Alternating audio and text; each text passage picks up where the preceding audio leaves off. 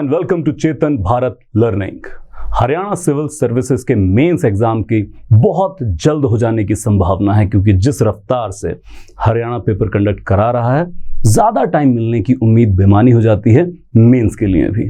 So it is the high time कि आप अपना कलम उठाएं और मेंस की आंसर राइटिंग प्रैक्टिस में अपने एफर्ट्स पुट इन करने शुरू कर दें। हम सीबीएल पर एक स्पेसिफिक कोर्स भी लेके आ रहे हैं, जिसमें हरियाणा फोकस्ड जीएस को लेकर हम सारे ही क्वेश्चंस डिस्कस करेंगे। क्लास के अंदर ना सिर्फ इंपॉर्टेंट बल्कि मोस्ट प्रोबेबल क्वेश्चंस डिस्कस किए जाएंगे, और उसमें हमारा फोकस ये भी रहेगा कि कैसे क्वेश्चन की एक क्लियर कट अंडरस्टैंडिंग बनानी है, कि आप कोर इश्यू को कैसे समझ सकते हैं, और साथ ही एक बेहतर डिजाइन, कंटेंट, कंसिस्टेंसी और कंक्लूजन हम कैसे फॉर्म आउट कर सकते हैं, इंट्रोडक्शन कैसे बना सकते हैं, मेन बॉडी में क्या चीजें आपको इंक्लूड करनी है, तो इसको कहते हैं कि लिखने की कला, हम उसके बारे में बात करेंगे। कंटेंट ड्रिवन भी ये क्लासेस होंगी, और खासकर कौन सी गलतियां आंसर राइटिंग में बिल्कुल नहीं करनी है, उनके बारे में बात की जाएगी। तो उस कोर्स का भी बेनिफिट आप ले सकते हैं। लेकिन आज इस पर्टिकुलर इंटरेक्शन में I want to discuss Haryana previous year mains questions about the polity and governance, क्योंकि जैसे एक एस्टैब्लिश फैक्ट ये भी है कि किसी भी एग्जाम को क्लियर करने के लिए एक इंपॉर्टेंट की होती है प्रीवियस ईयर क्वेश्चंस की प्रैक्टिस करना।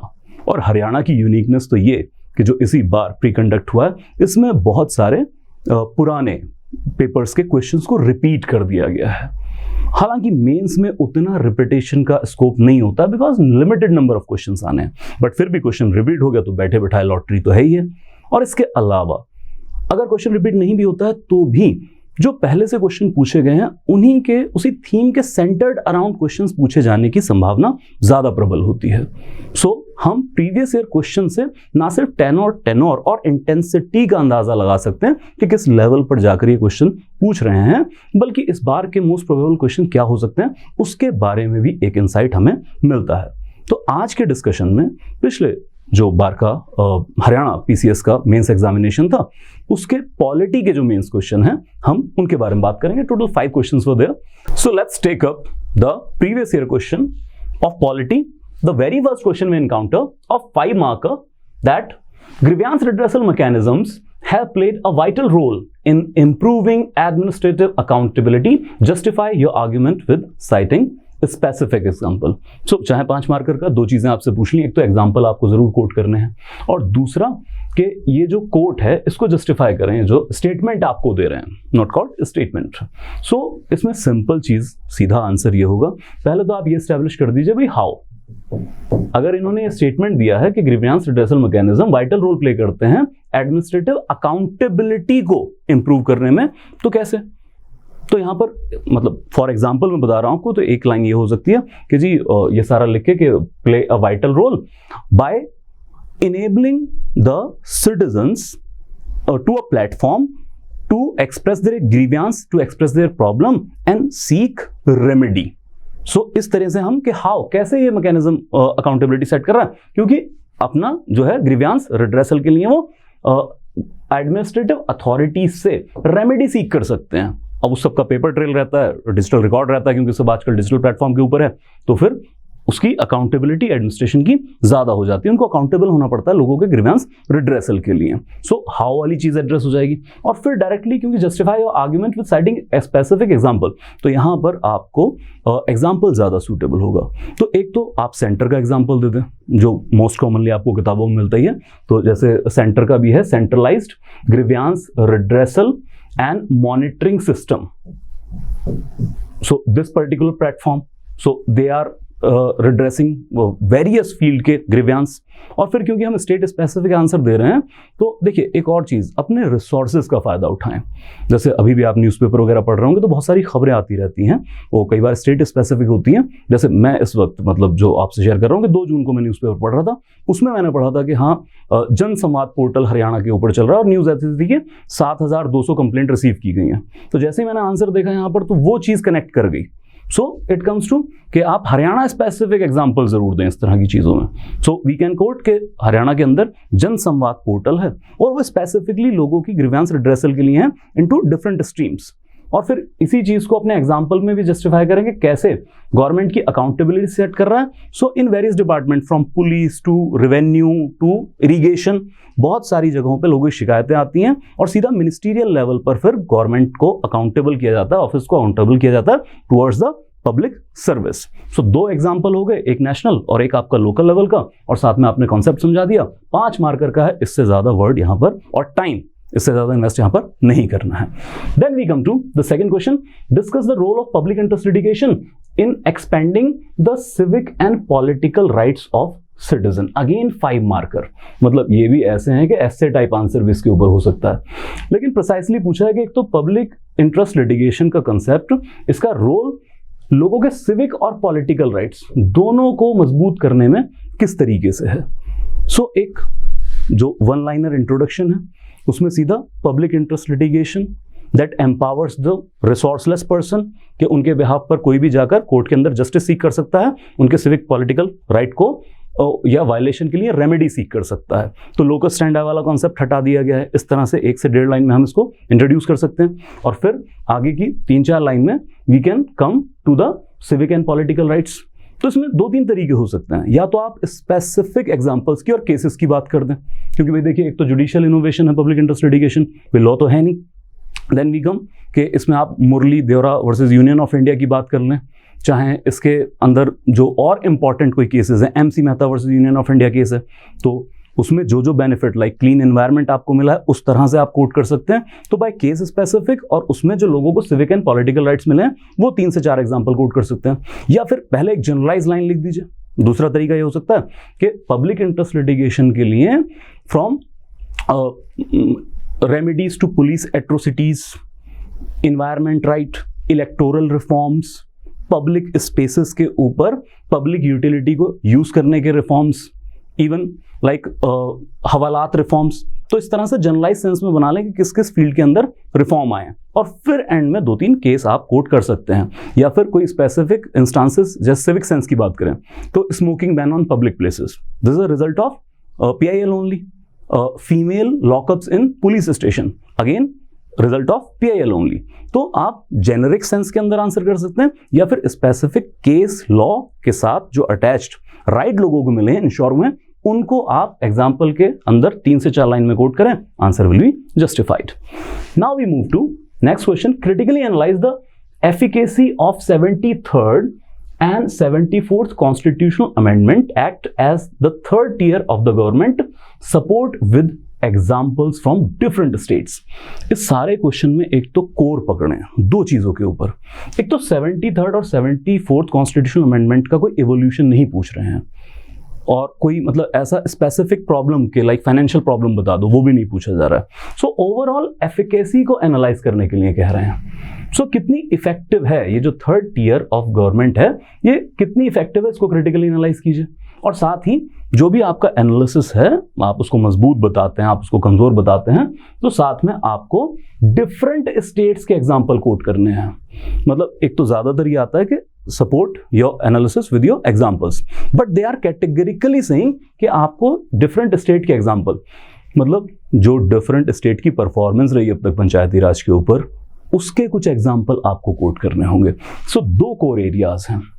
सो एक तो क्रिटिकली एनालाइज कैसे करेंगे, 73rd अमेंडमेंट और 74th, अच्छा दोनों म्युनिसिपैलिटी और पंचायत दोनों पूछ लिया, तो उसमें आपको दोनों चीजें बतानी पड़ेंगी, क्या इंस्टीट्यूशनल लेवल पर या फंक्शनल लेवल पर बेहतर हुआ है या फिर कहां पर कमी रह गई है। तो एक कोर वो हो जाएगा प्रोज एंड कॉन्स का, और दूसरी तरफ हो जाएगा फिर आपका डिफरेंट स्टेट के एग्जाम्पल, वो साइड बाय साइड भी आप चला सकते हैं। Let's device out the answer writing के क्या फॉर्मेट हो सकता है। एक तो 14 मार्क का क्वेश्चन है तो आपके पास थोड़ा लिबर्टी के आप ज्यादा वर्ड यूज कर सकते हैं इंट्रोडक्शन, बॉडी एंड कंक्लूजन के अंदर।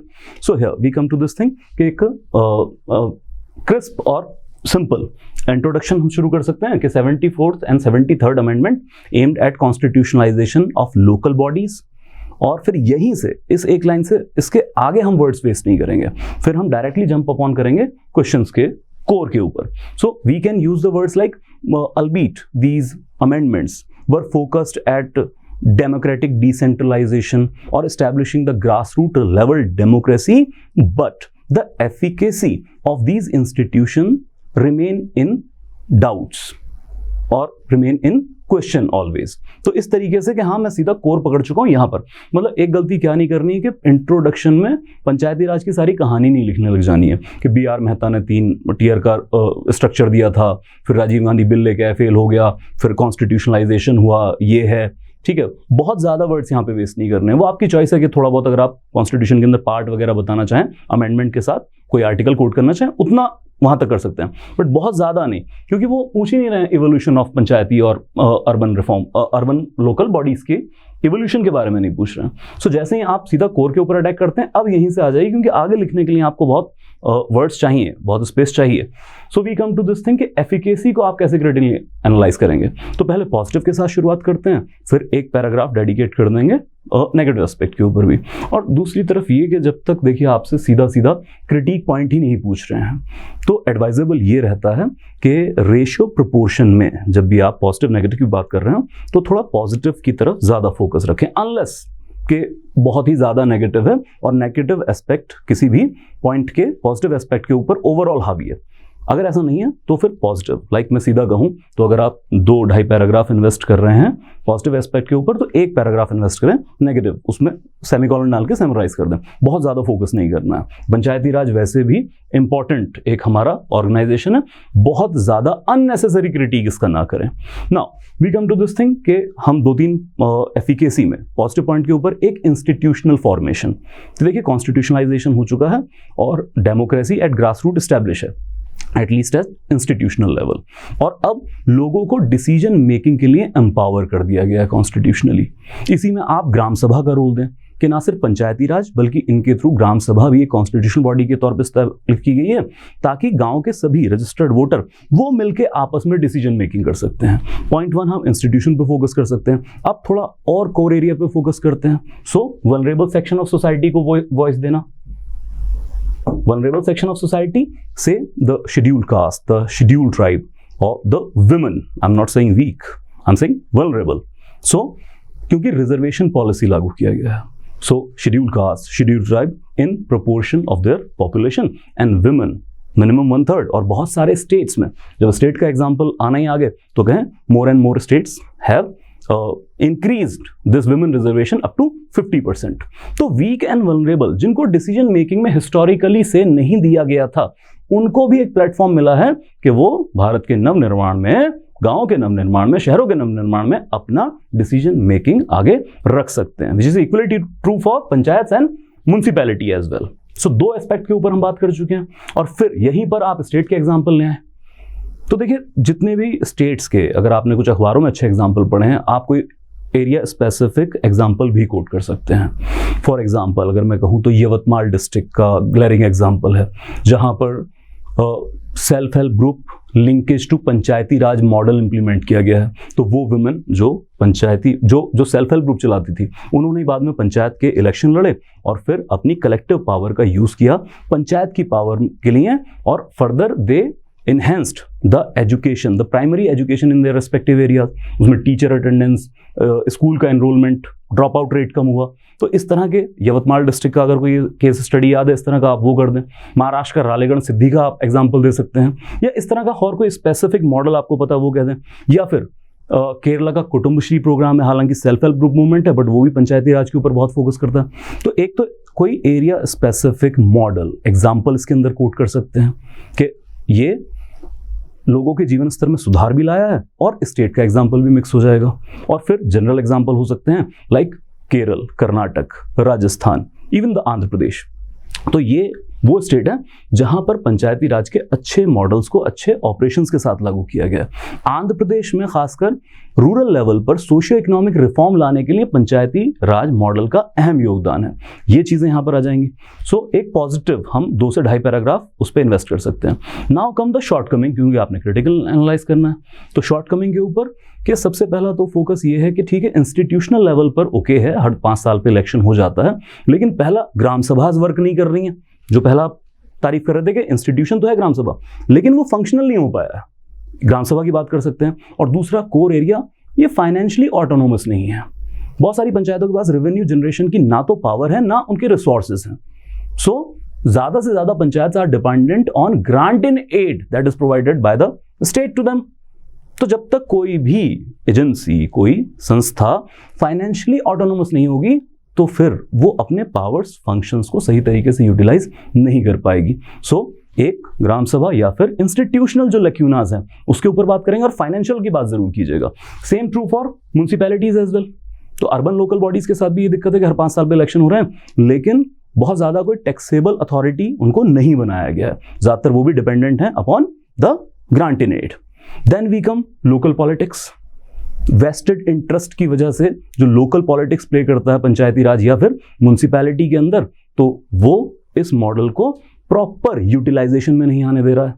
तो वो क्या होता है कि जो एक टर्म भी चलती है कि grass root level democracy which was meant for social cohesion has now resulting in social discord. उसकी वजह से लड़ाइयां बढ़ रही हैं। आप वो चीजें यहां पर कोट कर सकते हैं। सो इस तरह से हम इसका जो लैक्यूनास है उसके बारे में बात करेंगे, वो चाहे इंस्टीट्यूशनल है चाहे फंक्शनल, दोनों तरफ चलते रहें। इंस्टीट्यूशनल कमी और फंक्शनल कमी इसके अंदर बताते रहें।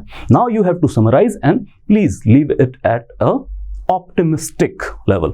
अच्छा, जहां पर हम बात कर रहे हैं डिफरेंट स्टेट के एग्जांपल और लैक्यूना की बात कर रहे हैं, तो कुछ स्टेट हैं जहां पर ये माना जाता है कि पंचायती राज, एक तो उनको इतनी शक्तियां नहीं दी गई हैं, ज्यादा मॉडल वहां पर अच्छा काम कर भी नहीं रहा है। इसमें दो हो सकते हैं, एक आपका बिहार, दूसरा झारखंड। यहाँ पंचायती राज को कई क्रिटिक तो डिस्फंक्शनल तक लिख देते हैं, यार पेपर पंचायत से यहाँ पर आज भी। सो वो आप लैक्यूना के अंदर भी स्टेट का एग्जांपल डाल सकते हैं। And then we come to the conclusion. So finally optimistic note पे छोड़ेंगे, लाइक आप कोट भी यूज कर सकते हैं, that to establish democracy at pan India level, we have to strengthen the roots of the democracy in rural and urban areas, and for that we have to not only to give legal impetus to the panchayati raj, rather to give functional impetus to the panchayati raj and municipal bodies.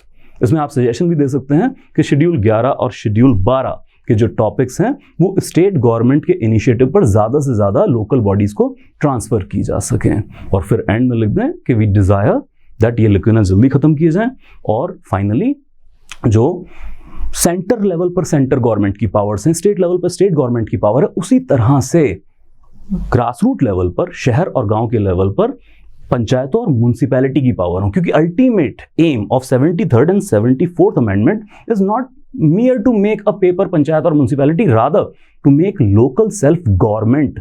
तो government authority के पास जो power होनी चाहिए वही इन local bodies के पास भी होनी चाहिए। इस पॉजिटिव नोट पर हम ये क्वेश्चन एंड करेंगे, और इस सारे कंटेंट के अंदर या आपका जो इंटेंट है वो ये होना चाहिए कि क्रिटिकल एनालाइज जो मेरा एफिकेसी के ऊपर है वो पंचायती राज की या फिर म्युनिसिपैलिटी की अथॉरिटी को चैलेंज नहीं कर रहा है। मैं ये नहीं कह रहा हूं कि सिस्टम क्रिपल डाउन है, मतलब या फिर कोलैप्स है, कम से कम चलिए कमजोर हो सकता है, कोलैप्स बिल्कुल नहीं है। सो हम पॉजिटिव नोट के ऊपर पॉजिटिव टोन एंड टेनोर के अंदर आंसर करेंगे कि हाँ साहब इसकी शानदार उपलब्धियां, कुछ कमियां हैं, वो इन तरीकों से ठीक की जा सकती हैं। Then we move to next question. The parliamentary system of executive vests many powers in the legislature for controlling the executive. Elucidate also why it is so necessary to control the executive। 14 mark का question है, दो इसके अंदर सवाल पूछे गए हैं। एक तो ओवरऑल पार्लियामेंट्री सिस्टम के बारे में बात की गई है कि वो कैसे एग्जीक्यूटिव के ऊपर लेजिस्लेटिव कंट्रोल के लिए ज्यादा पावर प्रोवाइड करता है। ठीक है, अच्छा जब मैनी पावर्स की बात हो रही है, बहुत सारी पावर्स दी जा रही हैं, तो कहीं ना कहीं ये प्रेसिडेंशियल फॉर्म ऑफ गवर्नमेंट के इन कंपैरिजन भी पूछा गया। और दूसरा elucidate also why it is so necessary to control the executive। आखिर एग्जीक्यूटिव जो खुद लोगों द्वारा चुना गया है उसके ऊपर कंट्रोल आखिर नेसेसरी है क्यों? दो सवाल के दो मतलब कोर इश्यूज है हमारे इस पर्टिकुलर क्वेश्चन के अंदर। इसका इंट्रोडक्शन देने के लिए आप पार्लियामेंट्री सिस्टम के ऊपर फोकस कर सकते हैं। तो हम कह सकते हैं कि दुनिया के बहुत सारे मुल्कों ने पार्लियामेंट्री सिस्टम को बेस बनाया है, जिसके अंदर एग्जीक्यूटिव और लेजिस्लेचर फाइंड्स अ सॉलिस और finds a proper balance, and it also ensures the accountability and responsibility and the features of checks and balance into it. So एक पार्लियामेंट्री फॉर्म ऑफ गवर्नमेंट का वो introduction हो जाएगा, and then we start elucidate the legislature role, कि legislature के पास फिर parliamentary system में क्या पावर होती हैं कि वो एग्जीक्यूटिव को कंट्रोल कर सकते हैं। Now there are number of powers. So सबसे पहले तो एग्जीक्यूटिव जो पार्लियामेंट्री फॉर्म ऑफ गवर्नमेंट में आता है उसके मेंबर खुद लेजिस्लेचर का पार्ट होते हैं। So we can say the legislative body provides the member to the council of minister. भाई लोकसभा या राज्यसभा का इलेक्शन तो लड़ना ही होता है, और इसके बाद ये एग्जीक्यूटिव तभी तक सत्ता में रह सकते हैं, पावर में रह सकते हैं, जब तक हाउस में कॉन्फिडेंस इनके साथ है, मेजॉरिटी इनके पास है, specially in the Lok Sabha if we talk about in India. ठीक है, सो जो भी लोअर हाउस है वहां पर मेजॉरिटी इंजॉय करना जरूरी है। तो पहला तो सबसे इंपॉर्टेंट ही अगर आप हिट करना चाहते हैं तो वो है नो कॉन्फिडेंस मोशन। सो अगर no confidence motion lower house में पास हो जाएगा तो government will fall, they have to resign. This is not like the presidential system कि भाई वो प्रेसिडेंट को कोई फर्क ही नहीं पड़ रहा है यूएस वाले को कि हाउस ऑफ कॉमन्स में, sorry house of representative, house of Commons is in England, house of representative में चाहे उनकी पार्टी का एक भी मेंबर ना, उसको कोई परवाह नहीं है, वो तो भाई अपने 4 साल पूरे करेगा। जस्ट के प्रेसिडेंशियल सिस्टम में कैसे चलता है वो आप चाहे कोट करें चाहे ना करें, उसकी कोई ऐसा लाजमी नहीं है। So here to give the introduction to the answer, तो एक तो हम ये कह सकते हैं that many of the countries have adopted parliamentary system for the governance where the executive and legislature found a proper balance.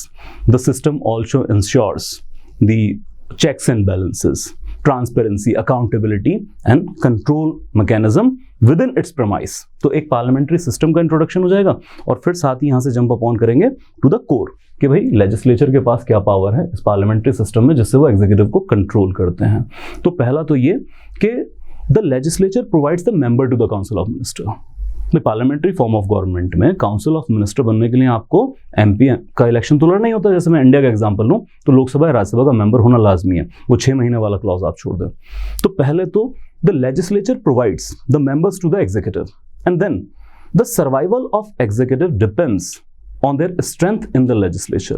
मतलब अगर लोकसभा में नो कॉन्फिडेंस मोशन पास हो गया तो फिर काउंसिल ऑफ मिनिस्टर्स को रिजाइन करना पड़ेगा, एंटायर काउंसिल ऑफ मिनिस्टर को रिजाइन करना पड़ेगा। तो सर्वाइवल भी कहीं ना कहीं लेजिस्लेचर से जुड़ा हुआ है, एक ये पॉइंट हो जाएगा। इसके बाद हम आगे की बात करें तो चाहे मोशंस एंड रेजोल्यूशंस हो, उसके थ्रू हम लेजिस्लेचर में एग्जीक्यूटिव के ऊपर कंट्रोल रखते हैं। Like there will be calling attention motion, तो कंसर्न मिनिस्टर को अपना ऑफिशियल स्टेटमेंट देना होगा किसी भी इंपॉर्टेंट अर्जेंट पब्लिक इंपॉर्टेंस के मुद्दे के ऊपर, या फिर एडजॉर्नमेंट मोशन हो सकता है, सेंश्योर मोशन हो सकता है, निंदा प्रस्ताव तक लाया जा सकता है किसी एक मंत्री या सारे ही मंत्रियों के, एंटायर काउंसिल ऑफ मिनिस्टर के खिलाफ। इसके अलावा प्रिविलेज मोशंस आ गया। Then we come to the devices like question hour, magnificent example of real democracy, of real accountability and control over the executive by the legislature, जहां पर MPs ministers concern से सवाल पूछ सकते हैं और उनको जवाब देने होंगे। Then there are 0 hours, then there are debates, discussions. So the parliament और the house of parliament keeps a democratic check upon their council of ministers, the executive.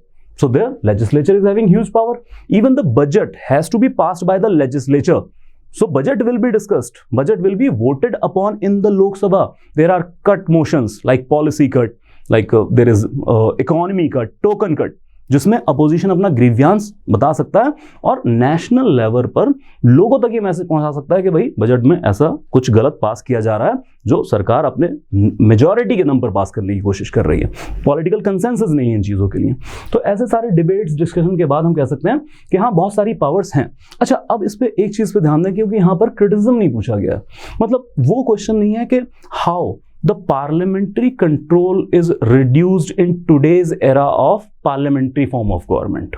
तो बहुत ज़्यादा क्रिटिक पॉइंट को यहाँ पर लाने की तो ऐसी कोई ज़रूरत नहीं है, बट आप एक अटैचे पैराग्राफ, मतलब वो 2-3 लाइन वाला जो एक पैराग्राफ रखते हैं वो आप यहाँ पर रख सकते हैं कि however the overall mechanism of today's legislature where we find ineffectiveness or near ineffectiveness of these systems because of adjournment, because of vested political interest, etc. etc.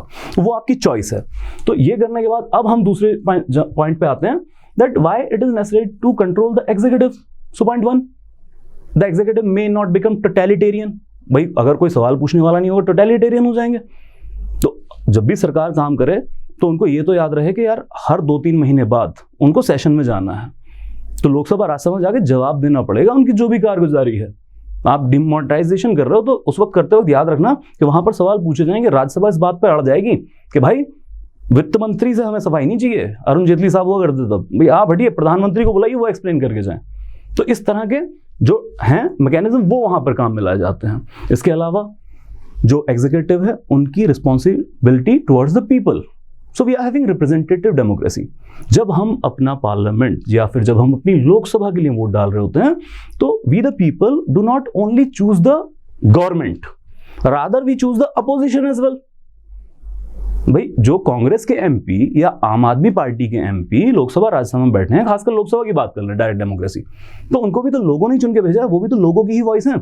तो ये देश जब लोकसभा के लिए वोट कर रहा होता है तब सिर्फ सरकार नहीं, अपोजिशन भी चुन रहा होता है। और वो अपोजिशन इसीलिए लोग चुन रहे हैं कि भाई एग्जीक्यूटिव के ऊपर कंट्रोल रखना। तो through the MPs in the parliament वो इंश्योर करते हैं कि रूलिंग पार्टी के एमपीज की रिस्पॉन्सिबिलिटी टुवर्ड द पीपल वो बनी रहे। तो उनके सवाल, डिबेट, डिस्कशन वो इसी दिशा के अंदर है।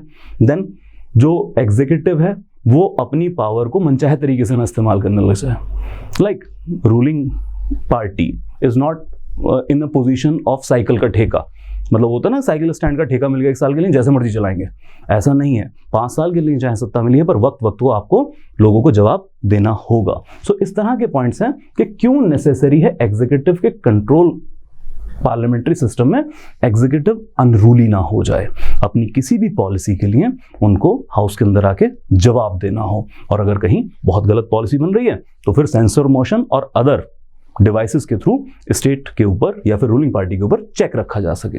And then you can conclude your answer that parliamentary system. अब यहां पर आप थोड़ा सा वो प्रैक्टिकल एस्पेक्ट ला सकते हैं कि although parliamentary system provides the necessary power to the legislature to have a check and balance, to control, to make accountable or responsible the executive. But however, because of majority rule in parliamentary democracy, up to or on some occasions, these tools or these devices may found lacking in control the executive. So this all parliamentary system is not only a theoretical, rather it is a functional concept as well. So we have to make functional these tools and devices. यहाँ पर हम conclude कर देंगे answer अपना. Now we move to the last question, and that is the concept of cooperative federalism has been increasingly emphasized in the recent years. ठीक है जी, हो रहा है emphasize. Highlight the drawbacks in the existing structure and the extent to which the cooperative federalism would answer the shortcomings.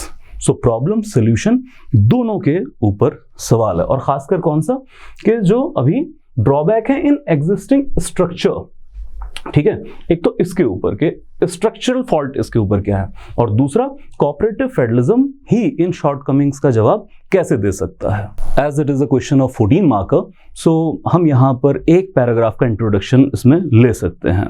So question भी 2-3 उसके पहलू हैं। So we can go to define the cooperative federalism as the cooperative federalism is a phenomena where the federal units are in coordination with each other, वो चाहे centre state हो चाहे states आपस में हो।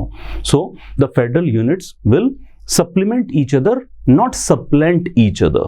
There will be harmony, not discord between the federal units. तो इस तरीके से हो जाएगा एग्जांपल, और मतलब उसकी डेफिनेशन, और फिर we can quote that Granville Austin, हम यहाँ पर कोट कर सकते हैं that Granville Austin once remark that Indian constitution is the embodiment of cooperative federalism.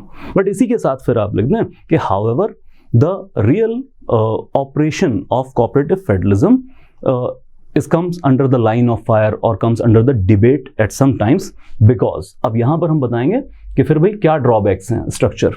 सो इसमें सीधा एक तो सेंट्रलाइज टेंडेंसीज, तो सेंटर के पास ज़्यादा पावर है, उसी में थोड़ा आप और सब पॉइंट के अंदर एक्सप्लेन कर दें कि लेजिस्लेटिव अरीना में ज़्यादा पावर सेंटर के पास है। उसमें आप शेड्यूल 7 की लिस्ट के टॉपिक्स का दे सकते हैं। 98 टॉपिक सीधा सीधा यूनियन लिस्ट में है, देन 58 स्टेट लिस्ट के अंदर है, और कॉन्करेंट में 52। तो इस तरीके से जो भी नंबर गेम है बेसिकली, तो वहां पर आप कोट कर सकते हैं कि सेंटर के पास ज्यादा लेजिस्लेटिव पावर है। ओवर एंड अबव जाकर स्टेट के टॉपिक पे भी लॉ बना सकते हैं। इसमें से कोई एक एग्जांपल आप चूज कर लें। फिर अलग से इसके अंदर लिखेंगे जो फाइनेंशियल इम्बैलेंस है, जिसमें सेंटर के पास ज़्यादा फाइनेंशियल पावर्स हैं और स्टेट के पास कम फाइनेंशियल पावर्स हैं, मतलब जो रिसोर्स जनरेशन की पावर है, टैक्स कलेक्टिंग पावर्स हैं, और उसमें भी स्टेट के अंदर बहुत सारी डिस्पैरिटी है। और खासकर जब सेंटर ग्रांट इन एड देने के लिए, वो चाहे स्टैट्यूटरी ग्रांट हो चाहे डिस्क्रिशनरी ग्रांट हो, वो डिफरेंट स्टेट को पॉलिटिकल कंसर्न की वजह से ज़्यादा या कम ग्रांट देते हैं, तो यहाँ पे ऑपरेशनैलिटी भी हम चैलेंज कर सकते हैं। देन इसके अलावा साइज ऑफ स्टेट्स हैं, ठीक है, या फिर जहां जहां पर सेंटर की सपोर्टेड कोई प्रोजेक्ट आ रहा है या कहीं पर नहीं आ रहा है, तो पॉलिटिक्स के इंटरवेंशन को भी हम कह सकते हैं। स्ट्रक्चर के साथ साथ ये चीजें कोट कर सकते हैं कहां पर प्रॉब्लम है, कहां पर ड्रॉबैक है। कोऑपरेटिव फेडरलिज्म के अंदर स्टेट्स में आपस में पैरिटी नहीं है, स्टेट अपनी वेस्टेड इंटरेस्ट के लिए काम करते हैं, मतलब इट्स नॉट ऑलवेज अ लड़ाई between centre and state, but फिर हम स्टेट के बीच में कह सकते हैं, तो अपने अपने नैरो वेस्टेड इंटरेस्ट के लिए कॉपरेशन की फीलिंग कम है, बल्कि कन्फ्रंटेशन ज्यादा है, वो चाहे inter state river water disputes को लेकर ही क्यों ना हो या फिर ट्रेड एंड कॉमर्स के मुद्दों को लेकर हो। तो पहला ये हमारी चीज हो जाएगी कि हम 4 से 5 पॉइंट में एक्सप्लेन कर देंगे कि भाई क्या ड्रॉबैक्स है, और फिर हम मेन चीज के ऊपर आएंगे कि कोऑपरेटिव फेडरलिज्म कैसे जवाब दे सकता है इन सारी चीजों का। सो वी कम टू कि जैसे कोऑपरेटिव फेडरलिज्म की क्या चीजें हो सकती हैं। एक तो learn with the best practices. भाई अगर किसी जगह पर किसी राज्य में कोई भी मॉडल अच्छा चल रहा है, जैसे अभी हम पहले बात कर रहे थे कि भाई केरल के अंदर पंचायती राज को अच्छे मॉडल चल रहे हैं, तो बिहार को दिक्कत आ रही है, तो भाई कोऑपरेटिव फेडरलिज्म का ये फायदा हो सकता है, एक दूसरे से सीखिए। साथ ही रिसोर्स शेयरिंग, एक स्टेट अगर एग्रीकल्चर प्रोड्यूसिंग है और दूसरे में अगर कोई आप कहें प्रोडक्शन इंडस्ट्रियल ज़्यादा हो रही है, तो आपस में रिसोर्स शेयरिंग कर सकते हैं ज़्यादा से ज़्यादा, तो वो बहुत सारे जो आपके प्रॉब्लम है, फाइनेंशियल प्रॉब्लम है, उनका भी हल निकलेगा। इसके अलावा फिर यहीं पर आप बात करें जो प्लेटफॉर्म्स दिए गए हैं जहां पर हम कोऑपरेटिव फेडरलिज्म के लिए, वो चाहें तो मतलब आप कॉन्स्टिट्यूशनल बात कर सकते हैं, जैसे इंटरस्टेट काउंसिल की बात की गई है, जहां पर कंसल्टेटिव मैकेनिज्म है। देखिए कोऑपरेटिव फेडरलिज्म को चलाने के लिए 2 तरह के मैकेनिज्म की बात होती है, जैसे कंसल्टेटिव मैकेनिज्म जहां पर स्टेट और सेंटर आपस में कंसल्ट करके आगे बढ़ सकें, और दूसरा है आपका एडजुडिकेटरी मैकेनिज्म, जहां पर अगर आपस में कोई डिस्प्यूट है जो बातचीत से नहीं सुलझ पा रहा है, तो उसके ऊपर झगड़ा नहीं बढ़ना चाहिए, किसी adjudicating authority, that may be tribunal, that may be supreme court, original jurisdiction, उसमें जाके अपने मसले सही तरीके से सुलझा लें। वो दोनों ही मैकेनिज्म कॉन्स्टिट्यूशन के अंदर है, आप वो कोट कर सकते हैं। और मोर इंपॉर्टेंटली हम कोट करेंगे नीति आयोग। नीति आयोग का तो कॉन्स्टिट्यूशन उठा के देखें तो उसमें तो सीधा सीधा है ही, उसका जो एक मेन फोकस है नीति आयोग बनाने का, वो कोऑपरेटिव फेडरलिज्म है, तो वहां पर सारे स्टेट्स भी अब शामिल कर लिए गए हैं नीति आयोग के अंदर। तो फिर नीति आयोग जैसे प्लेटफॉर्म का हम यूज कर कोऑपरेटिव फेडरलिज्म को ज्यादा बढ़ावा दे सकते हैं। तो ऐसे 5 से 7 पॉइंट के अंदर हम कोऑपरेटिव फेडरलिज्म कैसे जो दिक्कतें आ रही हैं उसका हल प्रोवाइड कर सकता है, उसकी बात करेंगे। और एंड में फिर हम जब कंक्लूजन की तरफ आएंगे तो कंक्लूड इसको फिर ऑप्टिमिस्टिक नोट पे ही करना है ऑब्वियसली। सो वी कैन से कि आप अंबेडकर कोट कर सकते हैं कि देखिए अंबेडकर साहब ने कहा था that we are not sitting in the constituent assembly to create Punjab, Haryana, Himachal and all that, मतलब we are not sitting here to create states, rather we are here to make a country through this constitution. तो ये states तो administrative purpose के लिए बांटे गए हैं, तो स्टेट्स के अंदर ये मैच्योरिटी हमें इम्बाइब करनी होगी कि भाई आप कंट्री की तरक्की सोचिए, और ये कंट्री तभी तरक्की करेगा जब सारी यूनिट्स मिलकर आपस में तरक्की कर रही होंगी। फिर यहीं पर हम जो कुछ पहले आपने लिक्विना बताएं उसके हल भी बता सकते हैं कि पॉजिटिव लाइट क्या है। वो है ना कि there is a light at the end of tunnel. तो 14वें फाइनेंस कमीशन के बाद जब स्टेट का शेयर जो फिस्कल फेडरलिज्म है उसमें इंक्रीज कर दिया गया था 32 से सीधा 42%, हालांकि वो 41%। तो वो चीज हम इसके अंदर कोट कर देंगे कि देखिए चाहे सेंट्रलाइज टेंडेंसी है, लेकिन हम धीरे धीरे स्टेप बाय स्टेप फेडरलिज्म को ज्यादा बढ़ावा दे रहे हैं। सो इस तरह के मैकेनिज्म से फाइनली नीति आयोग वगैरह ऐसे प्लेटफॉर्म को कोट करके हम and conclusion that cooperation is the only way, not the confrontation, इस आधार पर इस क्वेश्चन को कंप्लीट कर सकते हैं। So these are the previous year question, polity question that has been asked in Haryana mains. I firmly believe कि ये discussion आपके लिए काफ़ी यूजफुल होगा, और इसी तरह के और भी रिसोर्सेज को आप अपनी तैयारी में यूटिलाइज करना चाहते हैं तो जो हम कोर्स लेकर आ रहे हैं आप उसके बारे में जानकारी भी प्राप्त कर सकते हैं, उसको ज्वाइन कर सकते हैं इस वीडियो के साथ, जो भी कॉन्टैक्ट नंबर आपको दिया जा रहा है। बट एक बात तय है कि ये हाई टाइम है आंसर राइटिंग प्रैक्टिस करने का। सो प्लीज डेली बेसिस पे make efforts, push your lines more forward, और दिन में आप अपनी लाइन ब्रेक करें। दिन ब दिन हमें राइटिंग प्रैक्टिस को बेहतर करते जाना है, क्योंकि इस वक्त जो भी आप पढ़ रहे हैं वो तो लाजमी है ही, लेकिन अगर लिखने की प्रैक्टिस हम नहीं कर पा रहे हैं तो अल्टीमेटली उस नॉलेज को हम शायद पेपर में उतने बेहतर तरीके से ना उतार पाए। नॉलेज आपको पूरी होगी, लेकिन उसको पेपर पर उतारने की अगर प्रैक्टिस नहीं हुई तो फिर मेंस में हमें इसका खामियाजा उठाना पड़ सकता है। तो हम वो खामियाजा नहीं उठाएंगे, हम उसके लिए पहले से ही तैयार रहेंगे। All the very best.